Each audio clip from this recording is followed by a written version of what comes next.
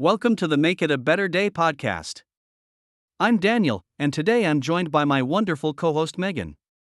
Today, we're exploring something that quietly shapes every relationship in our lives, even when we don't realize it: trust. That's right.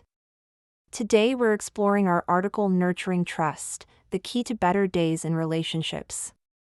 It centers around this quote from Stephen Covey that keeps bouncing around in my head: trust is the glue of life.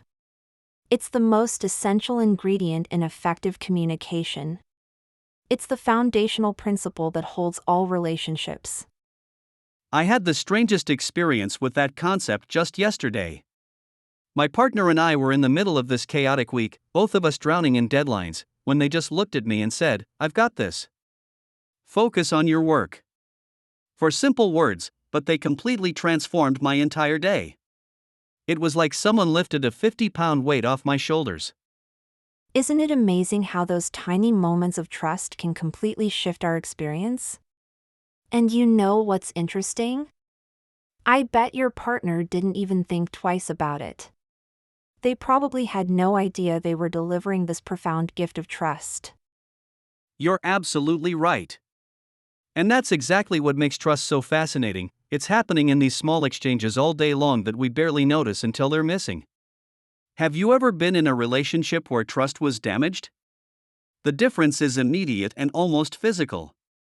Oh my goodness, yes. It's like the air gets thicker somehow.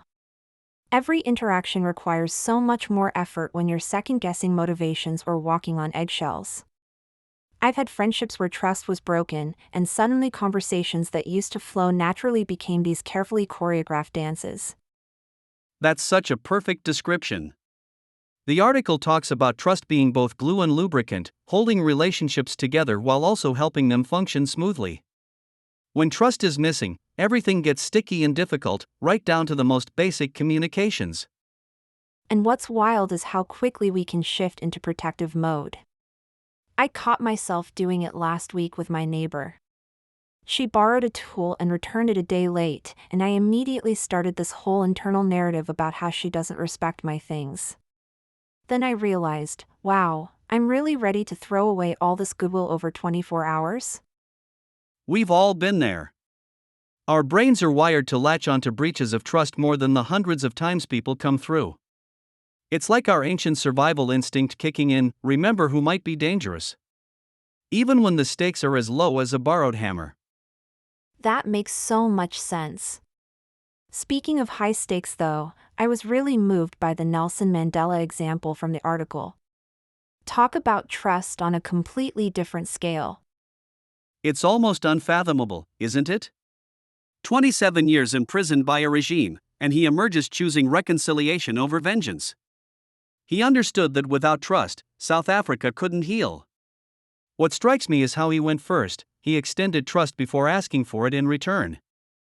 That's the part that really challenges me. I tend to wait for the other person to prove themselves trustworthy before I'll extend trust. But Mandela flipped that script entirely. He recognized that someone has to take the first step, even when it feels risky. Absolutely. And trust isn't just for world leaders, it's something we all navigate in our everyday lives, like Jason's story in the article. Right. After his layoff, he trusted a career coach who suggested a field he'd never even considered. I've actually been in a similar situation recently. My friend has been encouraging me to try this completely different approach to a project I'm working on, and my first instinct was that would never work for me. But I decided to trust her insight and just experiment with it. And wouldn't you know, it solved problems I'd been banging my head against for weeks. I just couldn't see it because I was stuck in my own perspective. Has that ever happened to you? more times than I can count. Last month, my teenager suggested a solution to this ongoing family scheduling conflict that I'd completely dismissed initially. When I finally tried it, it worked perfectly. There was this humbling moment of realizing that my 15-year-old might occasionally have wisdom I don't possess. Parenting really is the ultimate trust laboratory, isn't it? Speaking of practical applications, I love the tips in the article for building trust day by day. The one about starting with appreciation really hit home for me. Tell me more about that one. Just beginning the day by specifically telling someone why you're grateful for them. Not just thanks or you're great, but actually naming the specific quality or action you appreciate. I tried it with my partner this morning, and they practically glowed. It completely changed our goodbye routine. I love how simple yet powerful that is.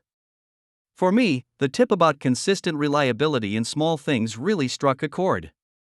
I'm definitely guilty of making grand promises while dropping the ball on everyday things, forgetting to call when I say I will or missing those little errands. The article made me realize those small letdowns might be eroding trust in ways I hadn't considered.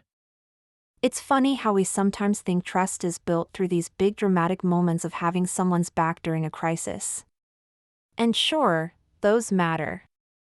But it's more often built through 100 tiny moments of doing exactly what you said you would do. Exactly. And I've been trying to be more mindful about that active listening piece too. Actually putting my phone completely away during conversations, not just face down on the table. Making eye contact. Asking follow-up questions before sharing my own thoughts. That one's such a challenge in our distraction-filled world. But I notice the difference immediately when someone truly listens to me versus when they're halfway in another mental space. You can feel it. Speaking of feeling it, that mention of shared meals as a trust-building practice across cultures really resonated with me. Some of my deepest connections have been formed around a dinner table. Absolutely. There's something almost magical about breaking bread together. My family started having weekly dinner with neighbors last month, and I've been amazed at how quickly we've moved from surface-level chit-chat to real conversations. Food creates this natural space for vulnerability somehow. I'm going to remember that next time I'm trying to deepen a relationship, suggest a meal instead of coffee. Now, what about today's challenge? The Trust Talk suggestion both excited and terrified me a little. Same here. The idea of deliberately choosing to share something I've been hesitant to discuss, that requires real courage.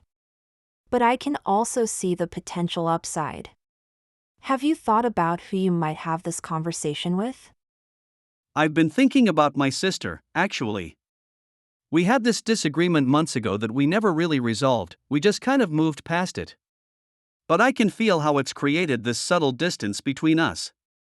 I think I need to circle back and be more vulnerable about how it affected me. That sounds perfect for this challenge. I've been considering having a trust talk with my boss. There's a project direction I strongly disagree with, but I've been swallowing my concerns because I don't want to seem difficult. This might be the nudge I need to express my perspective honestly. That's brave.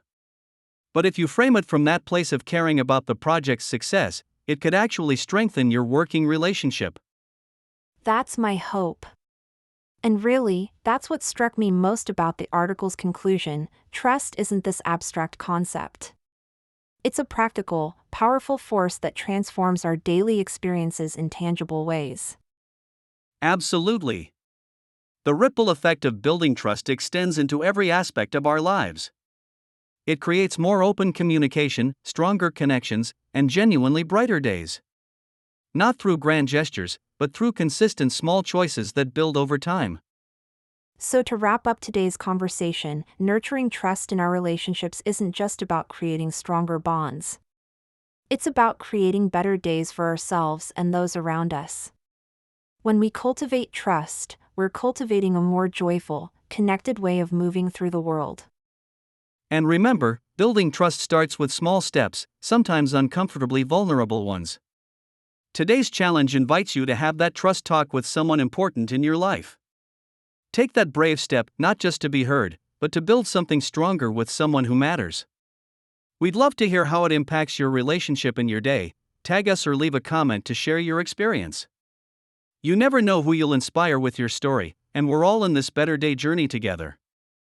Thanks for joining us today on the Make It a Better Day podcast. For more articles, videos, and resources to help make your days better, visit our website. And check out our Redbubble store for some trust-inspired items to remind you of the power of connection. Until next time, remember, trust might be invisible, but its effects are anything but. That first vulnerable conversation could be the beginning of stronger relationships and brighter days ahead. Let's make it a better day, one trust-building moment at a time.